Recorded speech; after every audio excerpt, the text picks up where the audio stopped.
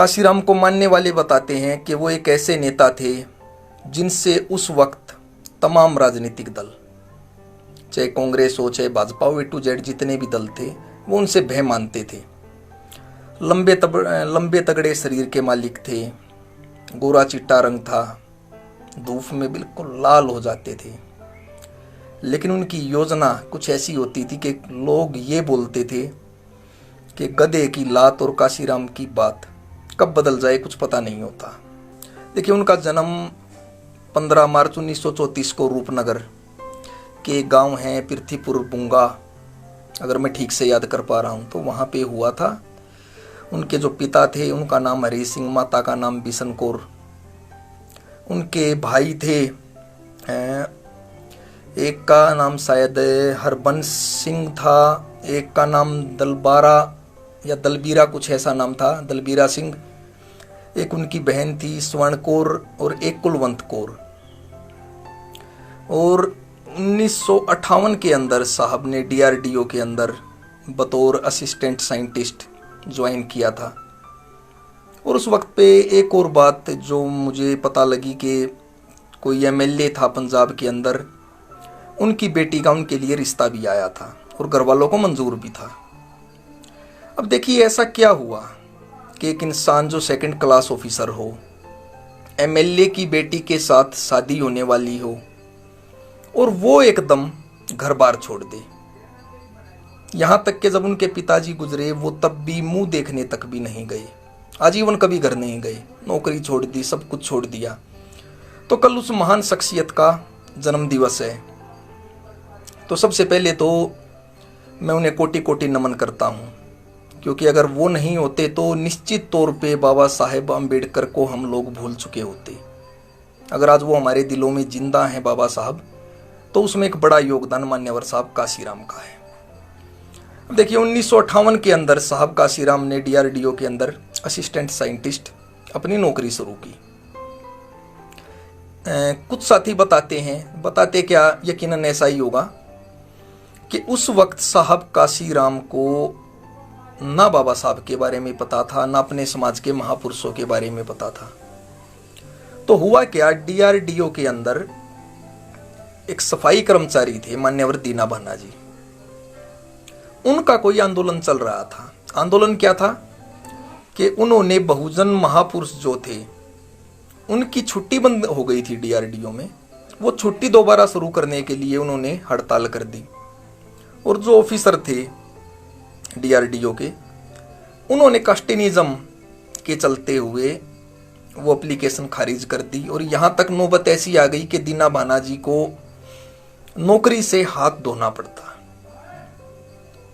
तो जैसे ही दीना भाना जी ऑफिसरों की डांट खाकर बाहर निकले, साहब काशीराम ने उन्हें देखा और उन्होंने पूछा, भाई क्या चक्कर है, तुझे क्यों डांट रही हैं? तो उसने बताया कि साहब मैं तो अपने महापुरुषों की छुट्टी मांग रहा हूँ, ये छुट्टी नहीं दे रहे। तो उसने पूछा कौन से महापुरुष? तो दीना भाना जी ने बाबा साहब अम्बेडकर का नाम लिया।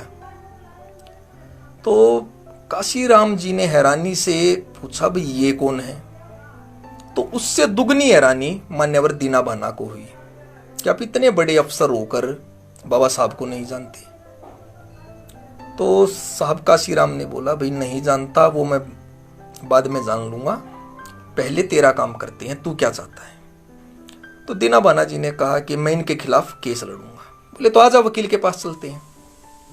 वकील के पास गए। वकील ने फीस मांगी 1000 रुपये। तो दीना भाना जी सुन्न हो गए बिल्कुल। क्यों? एक 4th क्लास के कर्मचारी के पास 1000 रुपये मैनेज करना उस वक्त बहुत बड़ी बात थी।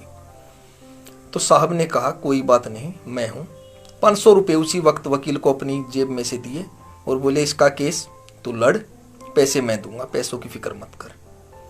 और उस वक्त उन्होंने दीना भाना जी के घर में भी हेल्प की। जब तक वो केस चला और दीना भाना जी बहाल नहीं हो गए, तब तक पारिवारिक रूप से भी उन्होंने मदद की।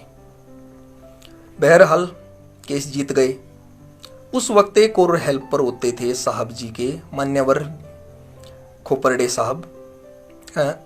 साहब। तो उन्होंने एक पुस्तक भेंट की बाबा साहब की लिखी हुई, एनिहिलेशन ऑफ कास्ट। साहब जी ने अपने एक इंटरव्यू में बताया कि वो पुस्तक मैंने एक नहीं, दो नहीं, मैंने कम से कम वो 20-22 दिन लगातार पढ़ी। तब जाकर मुझे समझ में आया कि जो मिशन बाबा साहब का है वो इतना आसान नहीं है जितना दिखाई देता है।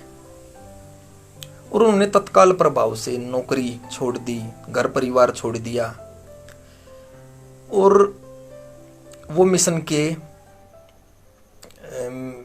का मैं एक समुंदर ही बोलूंगा, उस समुंदर में वो कूद पड़े।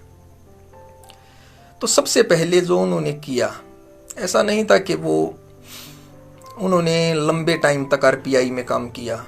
जब उन्होंने देखा कि आरपीआई के अंदर आज मिशन मूवमेंट खत्म हो चुका है, तो बाद में उन्होंने फिर अपना खुद का एक आंदोलन खड़ा किया। मोटे मोटे तौर पर उनका जो आंदोलन है, जो हम अक्सर सुनते हैं, क्योंकि आज की वीडियो में मैं आपको कुछ अलग बातें बताना चाहता हूं कि एक्चुअल में साहब काशीराम ने मिशन शुरू कैसे किया था। तो उससे पहले हम ये जान लेते हैं कि हम सुनते क्या हैं। वो मैं आपको लास्ट में बताऊंगा, जरूर बताऊंगा। और मैं दावे से कह सकता हूं कि आप में से 99% लोग उस बारे में नहीं जानते होंगे जो मैं आपको बताऊंगा। अब मोटे तौर पर जो हम पढ़ते हैं ना किताबों में या विकिपीडिया पे, वो क्या होता है कि 1971 में उन्होंने Akhil Bharatiya SC ST OBC और माइनॉरिटीज कर्मचारी संघ बनाया, जो 1978 में जाके बामसेफ बन गया। 1981 में उन्होंने दलित शोषित समाज सुधार समिति बनाई, जिसे हम DS4 भी बोलते हैं। 1984 में उन्होंने एक राजनीतिक दल बनाया, जिसे हम बसपा बोलते हैं, बहुजन समाज पार्टी। अच्छा, 1900 अगर मैं ठीक से याद कर पा रहा हूँ तो 1988 में उन्होंने उस वक्त के जो भावी प्रधानमंत्री थे VP सिंह, उनके खिलाफ उन्होंने चुनाव लड़ा था। लेकिन साहब लगभग 70,000 वोटों से हार गए थे। उस वक्त उन्होंने एक बात और भी बोली थी कि पहला चुनाव हारने के लिए, दूसरा हराने के लिए और तीसरा जीतने के लिए। दूसरा चुनाव उन्होंने 1989 के अंदर पूर्वी दिल्ली लोकसभा से लड़ा और चौथे स्थान पर रहे।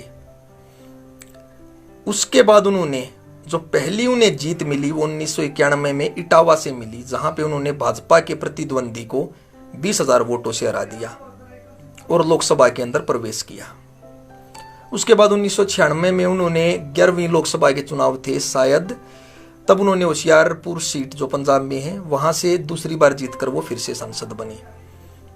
और उसके बाद का जो सफर है, उसके बाद जिस तरह उत्तर प्रदेश के अंदर बसपा ने 3 बार गठबंधन के साथ और चौथी बार 2007 में पूर्ण बहुमत की सरकार बनाई, और साहब ने साबित कर दिया कि बाबा साहब के मिशन को लेकर भी, उस मिशन के साथ चलकर भी MP भी बन सकते हैं, MLA भी बन सकते हैं, यहाँ तक कि भारत के सबसे बड़े राज्य के अंदर मुख्यमंत्री भी बन सकते हैं।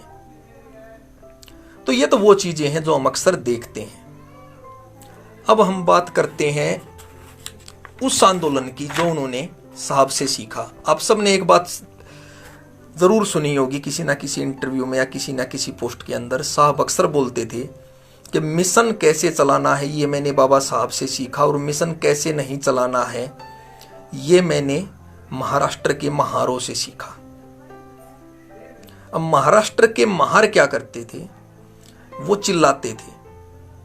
चुनाव आते थे, वो गांव में जाते थे और वो चिल्लाते थे, हमें वोट दो, जो वोट नहीं देगा वो बाबा साहब का गद्दार है, वो मिशन का दलाल है, वो समाज के अंदर बढ़वा है। ऐसा महाराष्ट्र के महार करते थे। साहब काशीराम ने देखा कि इस तरह तो मिशन नहीं चलेगा। उन्होंने बाबा साहब के आंदोलन को स्टडी किया। उन्होंने देखा कि बाबा साहब लोगों की नजरों में लोकप्रिय तो हुए थे 1940 में, 1930 और 40 का जो दशक था उसके अंदर, लेकिन उससे पहले बाबा साहब ने काफी सारे न्यूज़पेपर चलाए, बहुत सारे न्यूज़पेपर चलाए। और बाबा साहब तो ये मानते थे कि अगर न्यूज़पेपर नहीं होते तो मैं राजनीति में कभी सफल नहीं हो पाता। तो साहब ने भी शुरुआत वहीं से की। अब मैं आपको बताऊंगा, मेरे हिसाब से आप में से पता नहीं कितने लोग जानते हैं, नहीं जानते, आप मुझे कमेंट करके बता सकते हैं कि हमें पता था या नहीं पता था। अपनी लाइफ के अंदर मान्यवर साहब काशीराम ने 1 दर्जन न्यूज़पेपर पब्लिश किए, पूरे 12। आप में से बहुत सारे साथी मेरे हिसाब से बहुजन संगठक को जानते होंगे, बहुजन नायक को जानते होंगे। मैं आज आपको 12 न्यूज़पेपर बताऊंगा, कौन कौन से कहां से किए। देखिए, सबसे पहले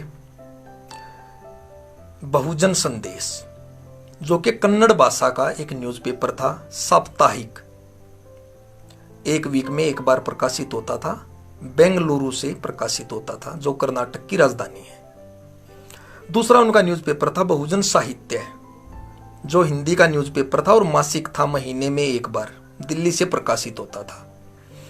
एक उनका अखबार जो काफी पॉपुलर हुआ, बहुजन संगठक, जो हिंदी में प्रकाशित होता था, साप्ताहिक था, वीकली 1 टाइम, ये भी दिल्ली से था। उसके बाद बहुजन टाइम्स के नाम से उनके 3 अखबार थे अलग अलग, बहुजन टाइम्स हिंदी में, बहुजन टाइम्स मराठी में और बहुजन टाइम्स इंग्लिश में, जो कि डेली न्यूज़पेपर थे। जो बहुजन टाइम्स मराठी में था वो नागपुर से प्रकाशित होता था, और बाकी के जो दोनों थे, हिंदी वाला और इंग्लिश वाला, वो दिल्ली से प्रकाशित होते थे। एक उनका अखबार था बहुजन नायक, जो कि वीकली था, मराठी, नागपुर से प्रकाशित होता था। एक उनका समाचार पत्र था बहुजन संदेश, जो पंजाबी में प्रकाशित होता था, वीकली था, चंडीगढ़ से निकलता था। एक उनका अखबार था दलित साहित्य। कई लोग अक्सर डिबेट करते हैं कि दलित वर्ड यूज नहीं करना चाहिए। भाई देखो, ये देन तो साहब काशीराम की थी, उन्होंने तो न्यूज़पेपर चलाया था इस नाम से, दलित साहित्य, जो कि कन्नड़ भाषा में था, मासिक था, महीने में 1 बार प्रकाशित होता था, बेंगलुरु से। एक उनका न्यूज़पेपर था ओप्रेस्ड इंडियन, जो कि इंग्लिश में था, मंथली था, दिल्ली से प्रकाशित होता था। एक उनका न्यूज़पेपर था श्रमिक सत्ता, जो कि मराठी में था, मंथली था और नागपुर से प्रकाशित होता था। और एक उनका जो न्यूज़पेपर था उसका नाम था अनटचेबल इंडिया, अछूत भारत अगर हिंदी में हम बात करें तो, जो कि 15 दिन में 1 बार प्रकाशित होता था, इंग्लिश में था और दिल्ली से प्रकाशित होता था। तो ये उनके न्यूज़पेपर थे। अब सोच के देखिए, ये न्यूज़पेपर उन्होंने क्यों चलाए? क्योंकि मान्यवर साहब काशीराम मानते थे कि जब भी मैं मिशन के लिए आगे बढ़ूंगा, 3 चीजें मेरा रास्ता रोकेंगी, मनी, मीडिया, माफिया। अक्सर बोलते थे वो। क्यों? सबसे पहले मनी, क्योंकि हमारा जो समाज है उसके पास सीमित संसाधन है, पैसा था नहीं, तो सबसे बड़ी चिंता उन्हें पैसे की थी, इसलिए उन्होंने बामसेफ बनाई। और उन्होंने मोटिवेट किया कि जितने कर्मचारी हैं, भाई बाबा साहब के टाइम में तो हमारे समाज पे स्ट्रेंथ नहीं थी, लेकिन आज बहुत सारे कर्मचारी, उनके पास स्ट्रेंथ मौजूद है। अगर वो अपनी इनकम का 1%, 2%, 10% भी हिस्सा देंगे तो हम मिशन को चला सकते हैं। अब मीडिया पे उन्हें ट्रस्ट नहीं था, क्योंकि जिस मीडिया ने, जो मेन स्ट्रीम मीडिया थी, उन्होंने कभी बाबा साहब को भी वो प्रसिद्धि नहीं दी जिसके वो हकदार थे। तो इसलिए बाबा साहब को भी अलग अलग अखबार चलाने पड़े। ठीक वैसा ही साहब काशीराम ने किया। अलग अलग भाषा में, अलग अलग क्षेत्रों में उन्होंने अलग अलग अखबार चलाए, और उनके अखबारों के जरिए जो उनकी योजना थी, जो बाबा साहब का मिशन था, जो महापुरुषों की विचारधारा थी, वो जन जन तक पहुंची। उसके बाद वो अक्सर बोलते थे कि माफिया भी एक बड़ी प्रॉब्लम है हमारे लिए। इसलिए साहब कई रैलियों के अंदर बोलते हुए दिखाई देते थे कि हमें सिर्फ बेल्ट का नहीं, हमें बुलेट का भी जुगाड़ करना होगा। और उसके बाद साहब के आंदोलन ने जो रफ्तार पकड़ी वो आपके आगे है। आज आंदोलन क्या है, कहां पे है, मिशन कहां पे है, हम उसके बारे में बात नहीं करेंगे। मैं किसी को भी उत्तरदायी नहीं ठहराना चाहता किसी भी चीज का।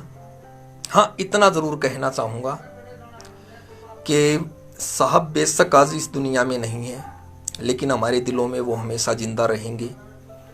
और आप सबसे मैं इतना कहना चाहूँगा कि आओ उनके जन्मदिवस के उपलक्ष्य में हम मिलकर संकल्प लें कि उनके आंदोलन को, उनके विचारों को हम हमेशा जिंदा रखेंगे।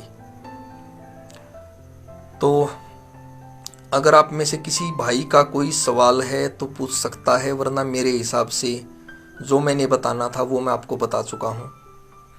आगे फिर मिलेंगे कभी किसी वीडियो में किसी टॉपिक को लेकर। तो सभी साथियों का धन्यवाद जुड़ने के लिए। जय भीम, नमो बुद्धाय, जय मान्यवर साहब, काशीराम।